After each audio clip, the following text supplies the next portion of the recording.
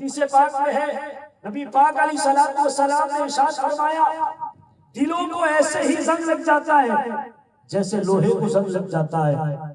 حضور کے صحابہ نے عرض کی یا نبی اللہ صلی اللہ علیہ وسلم آقا اس بات کو بیان فرمائیے کہ اگر دل کو زنگ لگ جائے تو پھر دل کا زنگ اتارنے کا طریقہ کیا ہے؟